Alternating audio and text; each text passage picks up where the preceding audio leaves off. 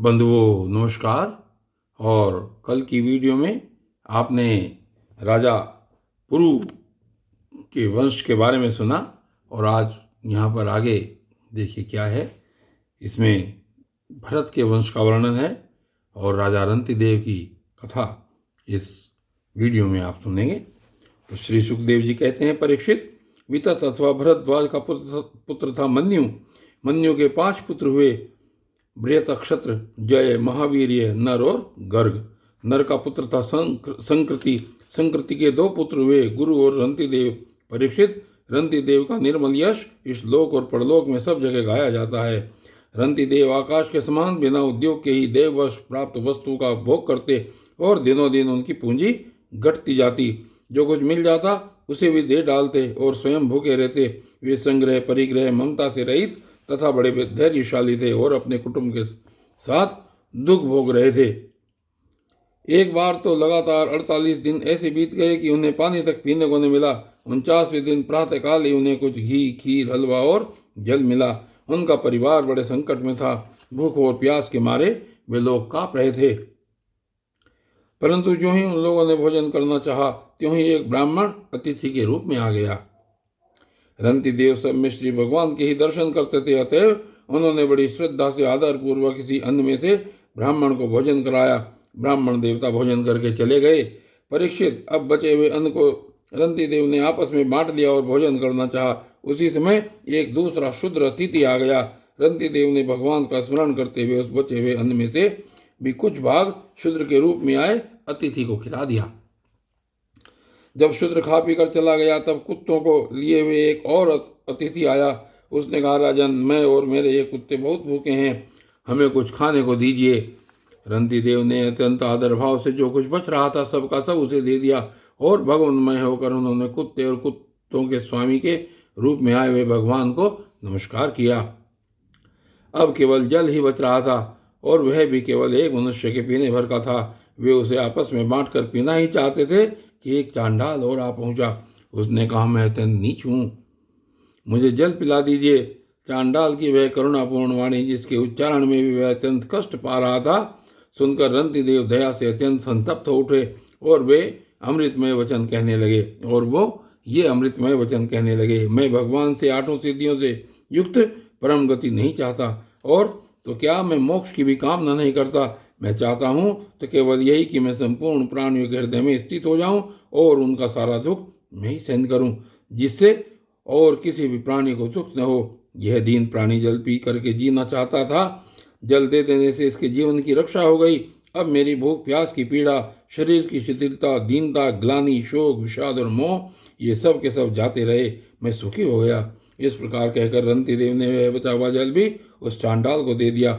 यद्यपि जल के बिना वे स्वयं मर रहे थे, फिर भी स्वभाव से उनका हृदय इतना कामनापूर्ण था कि वे अपने को रोक न सके। उनके धैर्य की भी कोई सीमा है।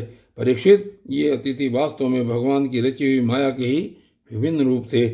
परीक्षा पूरी हो जाने पर अपने भक्तों की अभिलाषा पूर्ण करने वाले त्रिभुवन स्वामी ब्रह्मा, विष्णु और महेश तीनों उनके सामने प्रकट हो गए। रंतिदेव ने उनके चरणों में नमस्कार किया। उन्हें कुछ लेना तो था नहीं।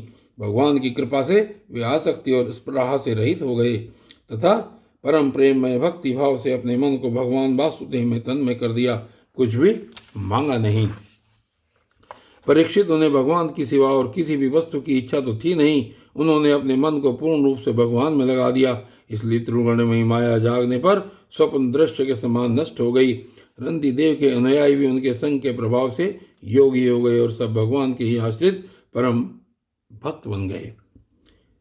मन्युपुत्र गर्ग से शिनी और शिनी से गार्ग्य का जन्म हुआ। यद्यपि गार्ग्य क्षत्रिय था, फिर भी उससे ब्राह्मण वंश चला। महावीर्य का पुत्र था दुरितक्षय। दुरितक्षय के 3 पुत्र हुए, त्रय्यारुणी, कवि और पुष्करारुणी। ये तीनों ब्राह्मण ही हो गए। बृहत नक्षत्र का पुत्र हुआ हस्ती, उसी ने हस्तिनापुर बसाया था। हस्ती के 3 पुत्र थे, अजमीढ़, द्विमीढ़ और पुरमीढ़। अजमीढ़ के पुत्रों में प्रियमेद आदि ब्राह्मण हुए। इन्हीं अजमीढ़ के एक पुत्र का नाम था बृहद्दिषु। बृहद्दिषु का पुत्र हुआ बृहद्धनु। बृहद्धनु का बृहत्काय और बृहत्काय का जयद्रथ हुआ। जयद्रथ का पुत्र हुआ विशद और विशद का सेनजित। सेनजित के 4 पुत्र हुए, रुचिराश्व, दृढ़हनु, काश्य और वत्स। रुचिराश्व का पुत्र पार था और पार का पृथुसेन। पार के दूसरे पुत्र का नाम नीप था। उसके 100 पुत्र थे।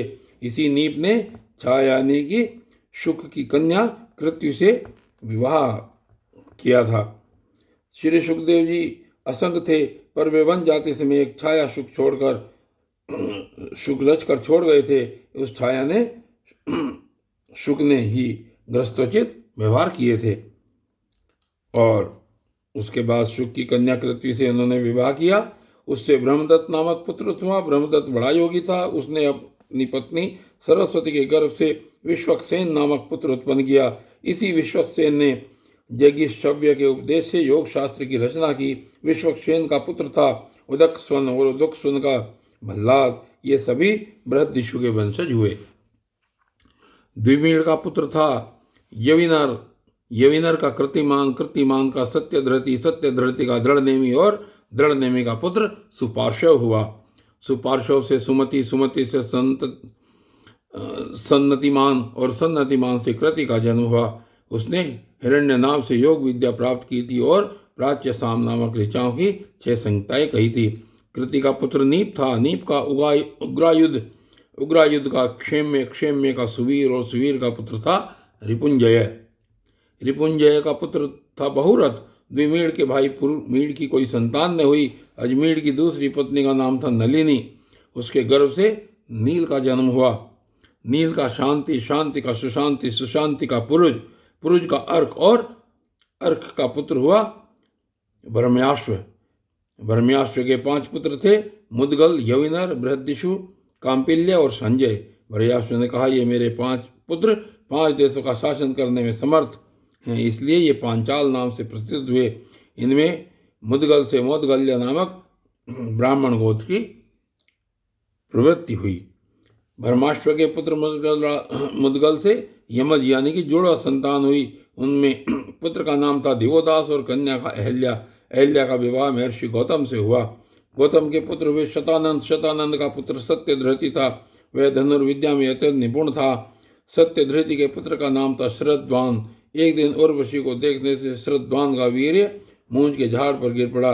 उससे एक शुभ लक्षण वाले पुत्र और पुत्री का जन्म हुआ। महाराज शंतनु की उस पर दृष्टि पड़ गई, क्योंकि वे उधर शिकार खेलने के लिए गए हुए थे। उन्होंने दयावश दोनों को उठा लिया। उनमें जो पुत्र था उनका नाम कृपाचार्य हुआ और जो कन्या थी उसका नाम हुआ कृपि। यही कृपि द्रोणाचार्य की पत्नी हुई। और बंधु, आज की वीडियो में सिर्फ इतना ही, और आगे की वीडियो में क्या होता है ये फिर देखेंगे। तब तक के लिए धन्यवाद।